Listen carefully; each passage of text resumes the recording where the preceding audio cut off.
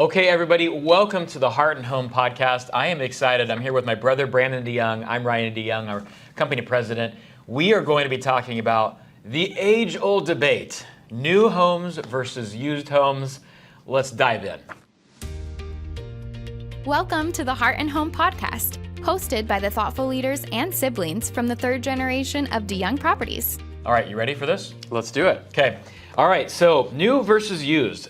I think that it was perfectly appropriate to have you as our guest on today's episode because we're talking about energy efficiency with new versus used. And comfort. And comfort, true. Hand in hand. Yeah, right. Immediately, right when you think energy efficiency, you probably think the first thing is saving money on your PG&E energy bill. Yep. But really, to your point, it's not just about energy efficiency, saving money on your bill. It's about comfort and living in your home and not having the fear of turning the AC on or the heater on in the winter. Usually it's two sides of the same coin. You have to sacrifice one to achieve the other. Right. But we have solutions for that. Yeah. All right. So first topic here. And this is a lot of things that may or may not be in a used home. And yes, I do call them used homes because they are used. Yeah. So used cars, used home. There you go, yeah. One of the main features that most used homes do not have, that a lot of our new homes are going to have, are 2x6 walls. And you can't simply reframe an existing home, a used home, with that. So we have the luxury of being able to do that right from the start. Right. It's like, for example, you could possibly change out a water heater, add in some insulation, possibly change out some windows. There are varying levels of difficulty here. Yeah. But you're not going to reframe the house. No. So the bones of the home, the houses, the walls, the framing are a critical piece, at least for how we make our homes so energy efficient. Fill us in a little bit as to why it's so critical, how we achieve such high energy efficiency with our framed walls. Yeah, there's a number of aspects of this, and it's not just 2x6. But they're advanced framed 2x6 walls, and I'll get into what that means. But let's start with the 2x6 aspect of it. You always hear about 2x4, right? That's the typically used wood stud that people will frame a home with for decades and decades. Yeah. So within the last 5 to 10 years, we've finally advanced to the next level, which is a 2x6 wall. And from 4 to 6 basically just means a thicker, more deep wall, basically. Right. And there's many positives with that, especially when it comes to comfort and energy efficiency. And the first is basically because it's a thicker wall, you can now pack in more insulation. As everyone knows, insulation helps keep your energy bills down and increase your comfort. And so that's a really critical aspect of it. The other thing is, as I said, advanced frame 2x6 walls. And that means that you're not just simply straight up replacing 2x4 studs with 2x6.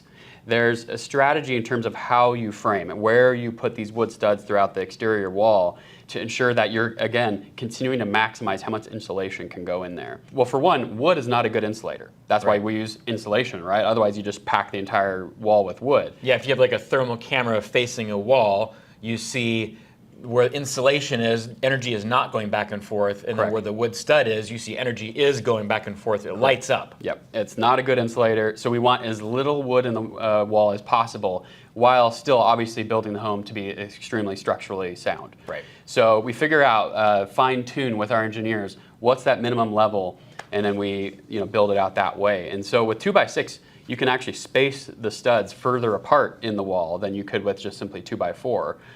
Because they're a stronger, thicker, piece of wood. So again, less studs in the wall because they're spaced further apart.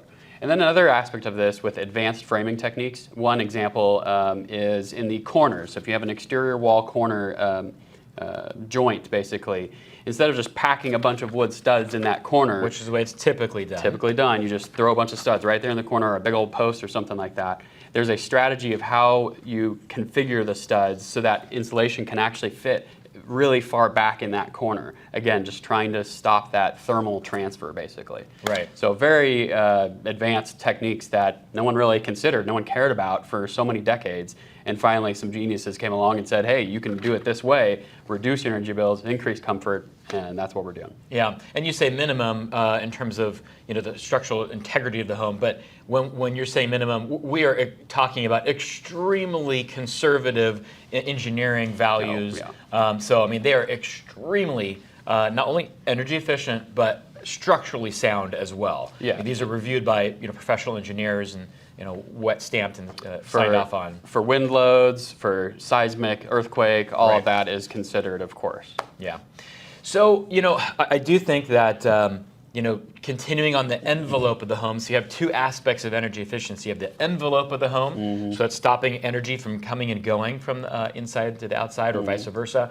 And you have the equipment that heats and cools the air. But before we transition over to the equipment, let's keep talking about the envelope, and we'll shift over to windows. Yep. Windows is another key area of why our homes are so energy efficient. They're critical. Yeah. You think about it, you have energy coming from the sun or energy lost through the windows as well. That could happen. And if you don't have really high-end windows, you could really lose a lot of energy or vice versa from your windows. Yeah. So describe a little bit about why our windows are so much more energy efficient than a used home's windows. Well, just like we were talking about with wood is not a good insulator. Neither are windows. Windows are great for letting natural light in, but they are bad at stopping heat from transferring one way or the other. And you're talking about vice versa. Basically what we're saying is in the wintertime, you want heat to stay in the home, right? In the summertime, it's the opposite. We want heat to stay out. And windows are not great at that. So At both. At both, Yeah. absolutely, either way. And so what you want to do is, you can't necessarily just limit the amount of windows. You can to a certain degree, but you want natural light, right? Yeah, you want to have that indoor-outdoor feel with, a lot of abundance light. And plus, there are minimum safety standards anyways in terms of being able to get in and out of the Right, home if there's an right. emergency or something. So the windows can't just go away. Like you might be able to strategically use wood. It's not going to be that simple. And so it's a necessary evil. The windows are there and you got to figure out how to deal with it. And so we figure out how do we increase the efficiency of these windows knowing that they're going to have to be in this home regardless. And so we look at all the different options out there, and what we found is the most cost-effective solution that is affordable for everyone, but increases efficiency dramatically, is by using vinyl for one. So vinyl framed windows instead of the old metal framed. I think aluminum is what they used to use a long time ago. Metal, as you know, as everyone knows, conducts heat very well, right? You grab a hot metal pan on the stove, that's going to burn your hand. Vinyl, if it was made out of plastic, you wouldn't use obviously that for a pot or pan, is not going to transfer that heat like that. So that's one way to help insulate, basically stop that heat transfer as much as possible, is use a different frame product for the window, and so vinyl is one aspect of it. Also, dual pane. So a lot of people have probably heard about dual pane windows versus single pane, and that's pretty simple to understand. Instead of just one pane of glass, there's actually two panes. And that creates a little air gap in between these two panes of glass. And that's important because there's one other aspect of this that we call argon gas-filled windows. So dual pane argon gas-filled windows. It's not just straight up oxygen and nitrogen in between, which is just the air we breathe. They actually pump in between those two panes of glass this gas called argon gas that's completely safe. You can search it online. It's completely safe. These genius scientists figured out that if you put this argon gas in between the panes of windows, it helps insulate even more. They figured out it stops heat transfer to a way larger degree than regular air would in there. So there's so many of these little techniques. Vinyl framing of the window, dual pane, argon gas filled. It's pretty amazing what you can imagine these scientists and building science have come up with in terms of windows, but they're so much more advanced than they used to be now. Right. Isn't there even a layer that's placed on the inside of the outside pane Yes. that also helps block it? Yep. Probably a lot of people have heard of low E windows, low E glass, and that E stands for emissivity, low emissivity, and basically that I'm just glad means, you knew that because I certainly did not know well, that word. There you go. I'm a resident building scientist here. And it basically just means low heat transfer, basically. And so it's just like you combine all of these different aspects, and overall this window is going to be way more energy efficient than it would be if it was just a standard old metal single pane window. Right. That didn't have the low E coating on it. Well, I will say, if you're watching or listening to this episode, I thoroughly invite you to visit our welcome centers to take a look at the window displays that we offer. They're really cool. I mean, it's amazing. They have a normal window that doesn't have the argon gas, doesn't have that Low that E film, the low E film on the inside of the glass, and they have a heat lamp with their little light bulbs that have little solar spinners that once they receive more energy, they spin faster, and it is amazing. You can see the difference of how much energy is going through the different types of windows, and you put your hand in front of those two windows, You can feel it. and you feel the difference too. Yeah. We filmed something with our window company one day, and it was like dead heat of summer, and he and I were talking, and we had the window open because you're trying to display the movement of the window.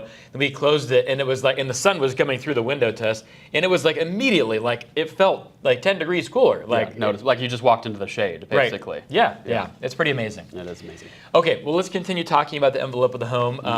And the next one we'll talk about is roof tiles. What we install are Eagle brand roof tiles, but they're not just Eagle brand roof tiles. For a few decades at least, actually. At this Yeah, point. We've been using it a long time. Very true.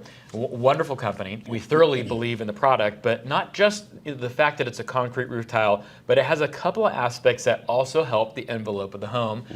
First and foremost is the cool roof tile aspect. So fill us in on what a cool roof tile is. Yeah, cool roof actually applies to multiple different types of roofing products, so not even just roof tile, concrete tile, but also composition shingles and other types.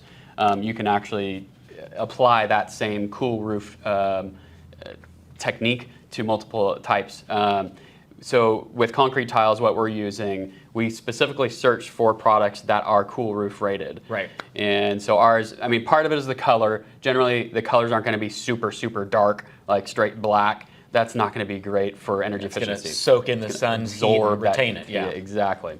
And so you want a little bit lighter, but at the same time, you don't want just straight white roof, right? A white roof would be ideal, but not great, right? Same thing with windows, right? You need to have windows. Same thing with roof tile. You don't want the color just to not match the style. And so what we've been able to do is figure out what tiles actually have the color, the right color that match our architectural styles that we're going for, while still meeting that minimum standard for what's considered cool roof tile.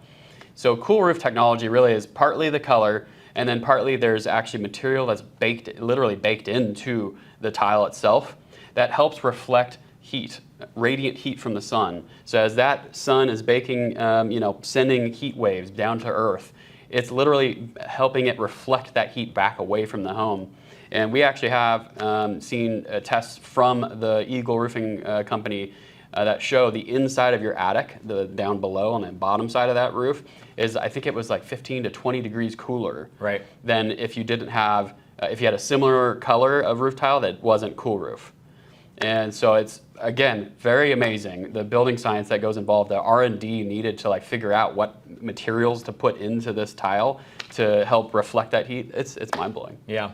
And not only that, it's reflecting that heat away from the top of the home, but if you think of the concrete tile almost like a battery, this is what was told to me by one of our Eagle representatives, versus a composition roof tile, which is much thinner, and the sun's heat is going to, it may reflect, it may be a cool roof composition roof tile, but the fact that it's a thick piece of concrete, it actually acts like a battery. It absorbs the energy. Right. Yes. And so if you think about a hot summer day, it's going to absorb the heat all the way through to about mid to late afternoon, the way he was describing it, before it actually penetrates into the home and starts radiating the heat. When it's hit its basically max capacity, is called a battery. Whereas if it was a composition roof, it's going to go straight through the roof. Yeah, anything that isn't able to get reflected away is able to pass through. Yeah. Right. So a used home is probably not going to have that latest and greatest technology of a cool roof tile or a composition roof tile that reflects that heat initially. We have a light that turned off. Speaking of energy efficiency. But not only do you have that heat going through and just penetrating directly through because it doesn't have that cool roof tile aspect to it, but then when you think about the battery aspect of a concrete roof tile itself too, that's a pretty amazing piece of technology. It's a feature, a technology really when you think about it, yeah. So it's known as thermal mass basically. If you Google thermal mass, it can be kind of any material that's able to sort of absorb energy. And then eventually it starts to radiate that energy back out. Even like floor tile in a room. So instead of carpet, if you had floor tile, that's going to actually allow if it's a concrete foundation below, it'll allow the foundation of the concrete itself of the home to absorb heat energy. And then later at night, let's say it's wintertime and that's happening, it'll be able to radiate that heat energy back into the home later. So they use that same concept, exactly what you're describing here with the roof as well. Okay, all right, so we have the envelope of the home really well covered at this point. Yes. We've got two more aspects. One we just kind of prefaced a little bit ago, and then one I'll save as our trump card here. So the other aspect of energy efficiency is not just the envelope of the home, but as I said, it's equipment that heats and cools the air and the water. When you think about that, where do you start in terms of energy efficiency with the mechanicals of the home? Yeah, so heating and cooling, it's so critical. Once you've got the envelope figured out, and now the energy needed to heat and cool is much less, you can actually use some very advanced equipment. So let's talk about HVAC first, heating, ventilation, and air conditioning. For now, we'll pluck out the V part and just talk about heating and air conditioning because the ventilation aspect doesn't totally apply to this conversation today. So heating and air conditioning. Typically, heating is going to be done by using a gas furnace, a natural gas burning furnace up in the attic. Although these days there are even more advanced technology than that straight up just use electricity. And you might be wondering, is electricity a better fuel source to heat a home than gas? Everyone talks about the cost of gas versus electricity and how that varies. We'll actually get back to that at the end with the last, I think, the trump card you're thinking of. We'll circle back to that. But this new product is what's known as a heat pump. Heat pump basically just means moving energy, moving heat from one medium to another. And so when you think about a heat pump, basically an air conditioner is a heat pump. Because what it's doing is it's extracting heat from the inside of the home and exhausting it to the outside. That's what that big old fan unit on the outside is a condenser. When it's running, if you put your hand over it, you should feel sort of warm air coming off of it. Warmer than the outside temperature. Yeah. Exactly. Because what it's doing is extracting heat from the inside, just like a refrigerator does. Actually, technically, it's not cooling the products on the inside. What it's doing is it's extracting heat. Energy. Heat energy, exactly, yes. And so a heat pump basically does that. But the beautiful thing about it is just like an air conditioner is extracting heat, an air conditioner can only work in one direction, right? A heat pump actually works both ways, depending upon what's needed in the home. And so you actually don't need a gas furnace when you're using a heat pump system. The heat pump in the summertime acts like an air conditioner, and it goes one direction, it pulls the heat out of the home, and then as soon as wintertime comes around, it flips the opposite direction, and it extracts heat from the outside and dumps that onto the inside.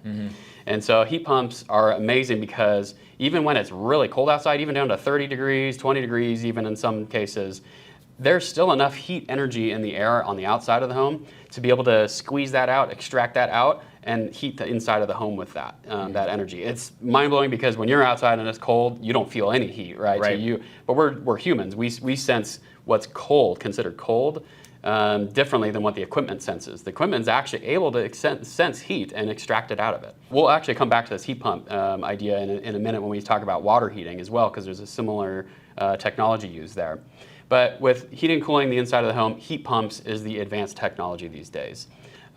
There is a point where the outside air is cool enough, if it's in the wintertime, just like the dead of winter, the most cold day possible of the entire year, that heat pumps can struggle a little bit. And so what we'll sometimes do, if we need to, in the certain climate zone that we're building in, we'll include a natural gas backup furnace system that can kick on if needed. But even without that, the heat pump systems have a backup system as well that just kicks that system into high gear and really heats drastically to ensure that the inside temperature is still met that the occupants need. Yeah, instead of gas, instead of pulling energy from the air, it's actually just working a bit harder. Yeah, using electricity. Extreme situations or certain specific days. Very minimally used throughout the entire year. And I will put out the caveat that we're filming this in December 2024. What is included now may change. Technology may change. Building codes. Building codes may change. Yeah. So, as you're listening or watching this in the future, it may change from community to community even. Yeah. But for right now, yes, the heat pump HVAC is something that we're including. And right now, in some of our communities, we're also including that a secondary gas source. Yep, dual fuel. So sometimes you might hear people talk about this type of system where you include also the natural gas furnace as a dual fuel system. Right. So if you hear that terminology, just to be aware, that's what they're talking about. Yeah. But if you think about the typical used home, they're not going to include a heat pump technology in their HVAC system. I mean, that is very unlikely. Yeah, also really critical in this is not even just the amount or the fuel source that's being used in terms of the heat pump, but the efficiency level of this equipment. Right. It's so critical. And typically an old used home is going to have outdated equipment. Literally every few years, the HVAC industry is able to put all their experts together and figure out how do we squeeze out even more energy efficiency with this equipment. And the equipment today is so energy efficient, it's mind-blowing. It's shocking. It is almost like when you think about like cell phone technology and different electronic technologies, and how every year it seems to like outdo itself. I mean, it's almost like the same thing with the HVAC systems. Absolutely. It is amazing to see where we first started in our career, for me 20 years ago, shocking, that how it's changed year over year. Yeah. So very much leading us back to the point of not only is it energy efficient, but let's say in the the wintertime or the summertime, you need to turn that system on. Yeah. When we say comfort, we mean that you are not going to be afraid to turn the system on because it's not going to punish you on your energy bill. Yeah, when I mentioned at the start of this episode, people having to sacrifice one for the other, that's exactly what I'm talking about. Most people are afraid to set their air conditioner temperature down to be comfortable because they don't want their energy bill to go up.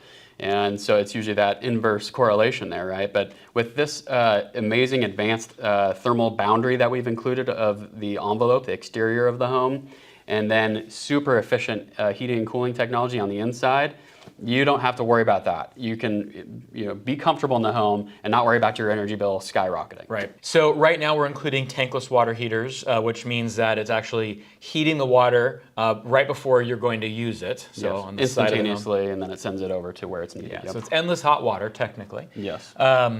But there are other systems that we're not including right now, so it just depends on the community. But there are systems that are heat pump water heaters. Right.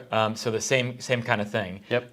It extracts the energy from the air, and then we'll use that to warm the water as well. So extremely energy efficient too. Yeah, it's pretty either system. It's pretty magical. I'll come back to the heat pump in a second, but yeah, the tankless gas. So as we were talking about fuel sources earlier, these tankless systems are using natural gas to fuel the system, which is truly a great fuel system for heating water because it can heat that water super fast. Right. And like I said, instantaneously basically get that water heated up. And then now all you have to do is just wait for that hot water to get through the pipes to where you're at. Right. And then there's even systems that you can add onto a home to basically already cycle that hot water throughout quickly. Recirculation pump. Yeah, recirculation system. So those are pretty amazing technology as well, which sometimes we use in a community, sometimes we don't. It just depends on where it's needed most. So tankless gas water heaters are amazing. And just like HVAC systems, the plumbing industry has just knocked it out of the park. They are so energy efficient, like close to 96% efficient, I think. That means only 4% of the energy that's used to heat that water is wasted. So it's extremely energy efficient. Super efficient. There's like almost very insignificant amount of energy actually wasted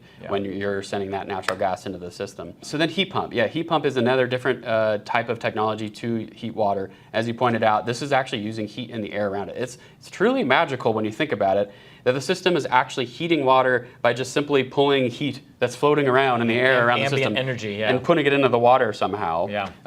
We don't normally walk around imagining there's free energy floating around us, but technically that's what's there. Yeah. And so this system is just capturing that and then heating the water with it. It's amazing. Yeah. So energy efficiency, comfort, are just things that are going to be baked in to new homes that used homes are not going to have. So, I mean, I'm definitely a little, what's the word I'm looking for here?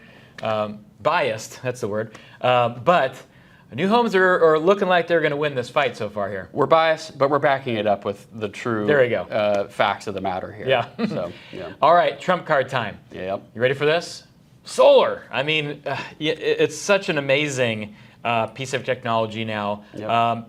Every new home has to have solar. But there's some really interesting ways that we can build it in every home and make it affordable too. So fill us in on what your thoughts are on solar. Yeah, so as you just pointed out, every home here in California specifically, this is now baked into the energy code. So every new home, including multifamily actually, is required now to have a solar system to offset some specified amount of the annual electricity consumption of the home. And so, thankfully for us, we were already actually doing it as a standard. I think it was 3 years before. I was going to say, yeah, it that was became something standard. that, to us was really critical and important, and something that we valued as an asset for homeowners. So we were doing it even before the code started requiring it. And it wasn't because we valued it, it was because actually our customers did. Right. We were looking at, before the code was going to require, we looked at how often our customers were selecting it as an upgrade, and it was a huge proportion of our buyers. And so we figured, clearly, this is what our customers want. So we figured out a very affordable way to include it. And these days, literally zero. Yeah, and it's honestly, it's a very logical decision too, because what it does to your energy bill is very positive. It's going to substantially reduce your energy bill. Yeah, even there's two choices with solar. Maybe let's start with the financial aspect a little bit here. You can either pay zero right when you move in. Solar's going to be on the home. And then you'll have a monthly payment associated with that, whether it's a PPA, power purchase agreement, or a leased system. You're basically just renting the solar, which is fine, and you have $0 down that you have to pay. And so what you're doing is $0 down, but you're saving actually right from the get-go. Yeah. You're not saving as much as the other option. The other option is to buy the system, which we do allow as an option if you'd like.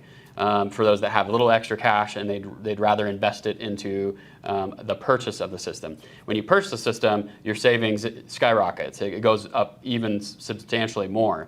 But the great thing is, even with the included level of a $0 down PPA or lease, you're saving from day one. Yeah. And here's why. It's because the deals we've worked out with the solar companies that we work with in our communities, the deal we're working out is for a lower rate per kilowatt hour of electricity than what our customer would be paying PG&E otherwise.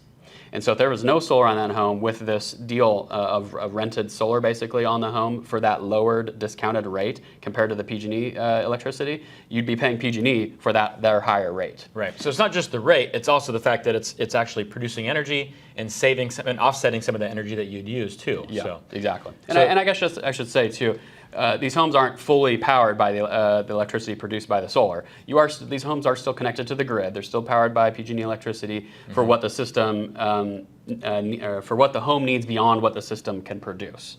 And so there's always a little bit. Of course, the sun isn't always shining, and so there's another aspect of this, which is batteries. Right? People have probably heard about the Tesla Powerwall. And that's one aspect of this that can complicate things a little bit, and they're a great product, and that helps you store energy for use later. Right. As I mentioned, the sun's not shining always. At nighttime, it's obviously not. So you can store power from the earlier in the day when the sun is shining, and then use it at nighttime from the battery. But that's a whole discussion for another day. Sure, it's not included, but it's something you can invest in. Yeah. But even without it, whether it's a lease PPA or a purchase solar system, you're absolutely going to be saving from month one. It depends on how much you're saving. Yes. But in either case, it's definitely a wise decision. Yes, of course. And one thing I also want to point out with solar here, and this is the reason why we talked about this last. Solar is a huge buzzword, of course, in the industry. Everyone's always just like, oh, your energy bills are high, go get solar. It's not a great technique right away. Right. For some people, it may be the right next step to invest your money, but not always. In fact, probably most of the time it's not. And here's the simplest way to explain why. Reduce before you produce. Right. What you want to do is reduce the energy consumption in the home as much as possible first, because that's going to give you the most bang for your buck, plus increased comfort, as we've talked about many times already, right? And then once the home's annual energy consumption has been reduced as much as possible in an affordable way, then you figure out how much solar you need. And it's going to be much less solar now that the home uses less energy to begin with. Solar is very expensive if you were to just only do solar instead of focusing on the envelope and the mechanicals of the home. Right. Whereas if you can reduce the amount of energy you're using, so you can reduce the amount of solar you need, that is the perfect combination right there. Absolutely. Perfect combination. Solar should be looked at as the last component of your strategy of reducing your energy bills. Right. So. All right. That's a lot of information right there, but like I said, we're a little biased, but new versus used, I mean, this is not a fair fight at all at this point. So we have a lot to cover, though, when we talk about new versus used. I hope you tune in. I hope you enjoyed today's episode. Hope you tune in to the next episode where we continue to talk about new versus used homes. Thanks for tuning in. Thank you.